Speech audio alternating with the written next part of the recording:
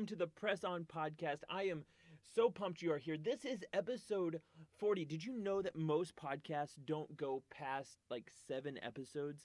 And yet here we are, episode 40. I am so glad you are joining us today. We are going through the Sermon on the Mount. And like I said last week, we could spend a really long time on the Sermon on the Mount. There is so much here, but we kind of condensed it down into 6 weeks. We're going to hit some high points, but I'm telling you, there is so much more to this. I want to encourage you to go read Matthew 5 through 7.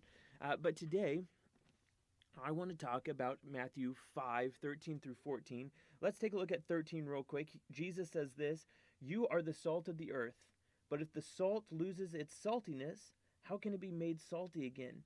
It is no longer good for anything except to be thrown out and trampled under a foot." Jesus compares all believers to salt, and he says, "You are the salt of the earth."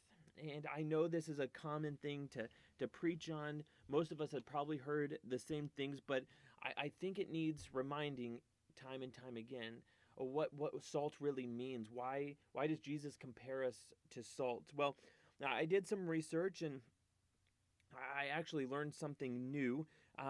Most of us know that salt, back in biblical time, it actually preserved. It preserved food. They didn't have refrigerators, and so it prevented the food from rotting before you could cook it. Essentially, it prevents life from perishing. I think this is a beautiful illustration of Jesus himself. He prevented our lives from perishing by his sacrifice on the cross. But we're also called to imitate Jesus, and I think this is one of the ways that we help preserve life. We go tell people the good news of Jesus and our attempts to bring people into the fold, into the flock, because we have this desperate desire to help preserve others' life. Now, here's something I did learn about salt, that it sustains. It sustains life, kind of like preserving, but more than that.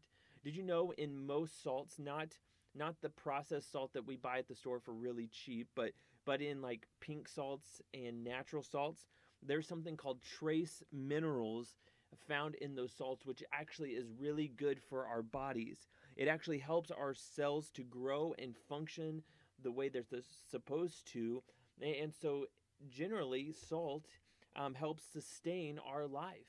It helps sustains and keeps us going. And if Jesus says we are the salt of the earth, we're supposed to help sustain, same way that we help preserve. Salt also gives flavor. Nobody likes something bland, right? And so you're going to add salt to it. And so we are designed to help uplift. We're designed to bring flavor into this world, to be a light in the dark world. And that's what salt does. But speaking of light, Jesus doesn't stop with just this analogy of salt. Jesus goes on to say this, "You are the light of the world. A town built on a hill cannot be hidden." Some translations say a city on the hill. "But neither do people light a lamp and put it under a bowl. Instead, they put it on a stand, and it gives light to everyone in the house. In that same way, let your light shine before others, that they may see your good deeds and glorify your Father in heaven." So Jesus is essentially saying, you're a light, and you need to go shine that light so everybody can see. Nobody, I like this analogy, that nobody lights a light and then hides it. Like, that's pointless, right? So you don't go into your living room, you light a lamp, and then you cover up that lamp with a blanket, because what's the point of lighting the lamp? No, the purpose of lighting something, a candle, a lamp, a overhead light, is to shine a light into the dark areas so people can see what is going on. And that is what we are called to do. Jesus says we do this by our good deeds. But it's very important to note how he ends this. It says this, "In the same way, let your light shine before others, that they may see your good deeds and glorify your Father in heaven." We don't do good deeds so other people can see for our glory. We do it for God's glory. And so we see that when we shine our light, when we're doing the things that we're supposed to and being the people that God has designed us to be, we're going to shine a light for God's glory, and people are going to come to know God through our actions. Jesus calls us to be salt and light. And I love this beautiful reminder.